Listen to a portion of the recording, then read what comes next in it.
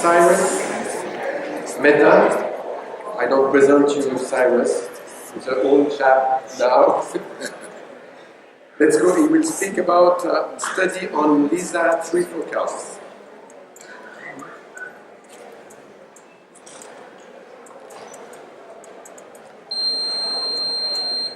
So you can start.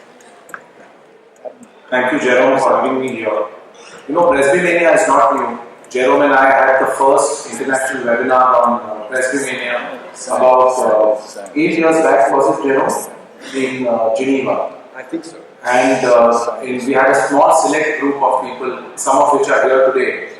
And we spoke about the problems of presbyopia that patients face and different ways of overcoming it, for example, refractive laser treatments or multifocal lenses. This was broadcast live at that time to many countries, and we had more than, at that time we thought it was a lot of people, about 250 people watching from 15 countries as diverse as Spain, countries in North Africa, we had India, we had China, we had people in Russia, and in the States and other Western European countries. So I think we had a very good start, and our Presbymania has grown strength by strength, and we do this conference every year in different countries. And I think next year we're planning to do it in South Africa. Canary. In the Canary, and after that in South Africa. So I'm just going to give a quick talk because we're running out of time. And I've been using this LISA trifocal lens from Cyres now for the past 6 months. And these are some of my experiences. So basically all IOLs which are multifocal are either refractive multifocal or diffractive multifocal or accommodative lenses. And now we can add one more, which is called the trifocal lens. We have all seen the array come out in the turn of 2000.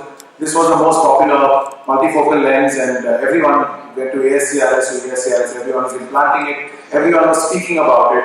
But if you waited long enough, you found that the patient had a lot of halos, a lot of his lenses decentered, patients had unacceptable amount of glare. So this kind of lens slowly went out of fashion and was replaced by a diffractive lens. And this is how a diffractive lens works, where you have a plain or very thin lens and you have a microstructure profile on the surface. So this diffracts light, it does not refract, it diffracts light, and you can have a plain lens giving you a point focus, and therefore you can have a multifocal lens giving you 2 points of focus, and some amount of pseudo accommodation also occurs. And there's an issue of depth of focus as well. So people could see far, they could see near, and they could see a little bit in between as well. And that was the evolution of the first diffractive bifocal lens. And this is not new, and this was there 20 years ago from a company called 3M, which I think then Alcon bought over the technology and that slowly evolved and became the restorer.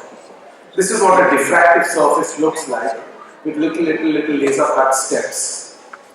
This is a diffractive lens with light pass through it, and you can see that you have 2 discrete foci. So even though we market the lens as multifocal, you have to remember the diffractive lens is essentially bifocal. There's one focus here and one focus here, and in between there's a blur circle. That's why the patient gets a halo because of this and because of this falling on the retina.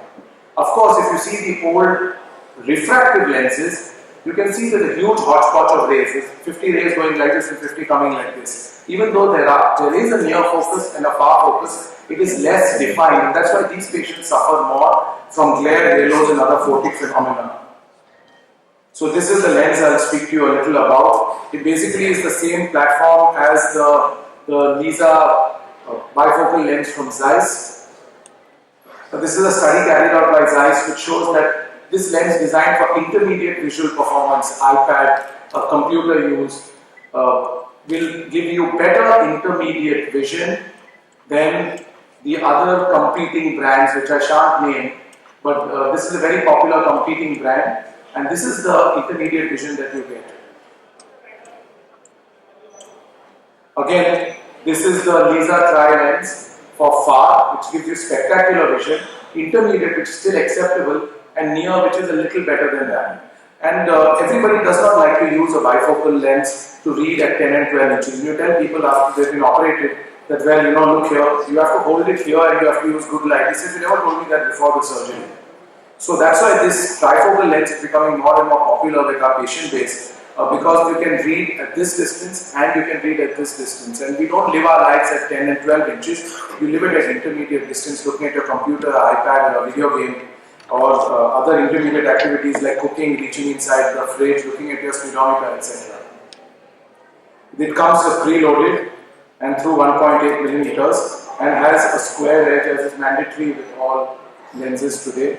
And this is my experience with 20 lenses. All the patients were 6x6 unaided with both eyes open. That's very important. People have a habit of closing one eye and looking through it. And that's not a very good way to assess a multifocal lens because you need both the eyes open. And this included 3 patients corrected by examiner. So if you go wrong in your multifocal lens bar calculation, you should be ready to offer complementary LASIK as an upgrade. Can I have that last slide back, please? There's the last slide. You should be ready to offer a complementary upgrade to them.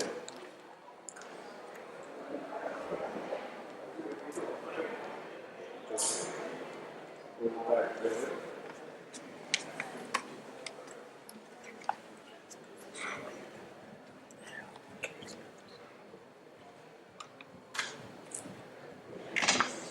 Yeah. And cylinder over 0.75 impacted vision by one line. So you cannot have residual cylinder. The patient has high astigmatism, do not implant this lens. All patients could read N6 with both eyes open and good light, and having a -0.5 residual did not improve patient perception of good near vision. When we started putting multifocal lenses, we aimed for a -0.5 so that even if the distance vision wasn't very good, at least the patient would read properly. But I found that having a 0.0 gave better vision for near than having a -0.5 residual. And 16 out of 20 could see a standard 14-point word font on a computer screen at 18 to 24 inches. And this is the main selling point of the lens. That at 18 to 24 inches, they can read your regular Word document on the computer or the Excel spreadsheet. And like all multifocal lenses, it is very sensitive to residual cylinder. Let's go to the video now.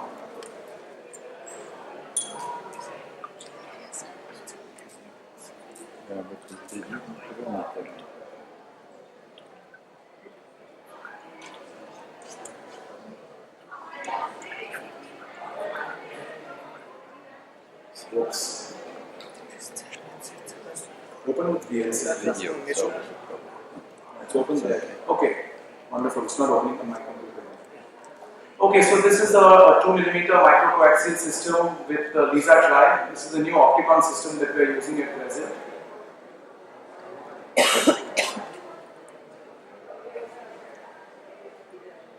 It's moving a little jerky. Let's see if we can open it with VLC. It's amazing. Open with VLC, please. It's fine. It's doing well. No, it's okay. Okay, the original video was a lot smoother than this. This is going in a very slow frame rate. The Lexus is usually a lot quicker than this. So this is basically a refractive lens exchange in a myo, aged about 40 years old. They develop presbyopia and then they can't handle it. So for all these people, we recommend this kind of lens replacement strategy.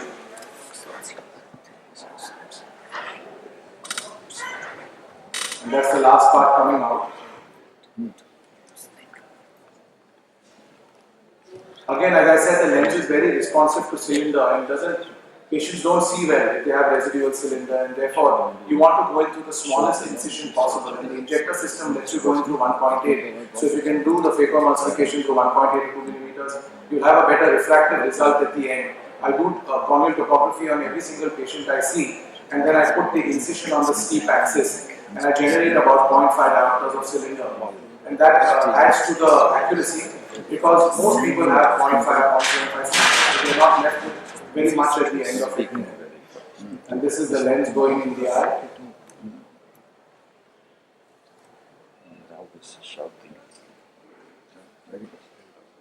So this is what the trifocal lens looks like. And just pop it into place. You need a nice capsular axis of 5.5 or 6 millimeters. Aspirate under the lens, and over the lens remove the viscoelastic, and that's the end of it. Thanks very much. I had a lovely time speaking with you today, and welcome once again to our joint meeting of Eye Advance and the Bombay Ophthalmologists Association. Thank you. Thank you very much, Cyres. Any questions in the audience, please? achieved? Pardon me. How is the trifocality achieved? How come it is trifocal? I mean, are there two rings? No, it's a stuff of Cyres. Could you pronounce it? Yes, How, please. how is the trifocality achieved? Trifocality, they say they have achieved it by adding a little power in the center of the lens, like a little bomb. They are two diffractive systems, totally two different. Yeah, this is what I was wondering. Normally, like you have got a RESCO 2.5, 2.5, Yes. 4. So the rings you can decide whether you want to have whatever power you Where you would like to place the focal point. Yeah. The step My question was whether there are different power rings in between. One is for different distance, another is like an intermediate. There are two Is it the combination of two types of diffractive rings? One ring is splitting the beam for the distance and here, another ring is splitting the beam for distance and intermediate. So is it like that? Some of the rings are So when I first looked at the lens, I thought this would be probably like the Restore 2.5, where basically what they've done is they've moved the focal point a little further away. But it's not like that. The patients can see at this distance and they can see at this distance. And Zeiss says that they've got a little refractive area in the center of the lens, which adds a little bit to the near power. Well, it's quite more complicated because the first trifocal lenses was a fine vision from Gatineau. He calculated that the wave of the distance and near was two block, and it takes another wave. It takes another waves to have the intermediate.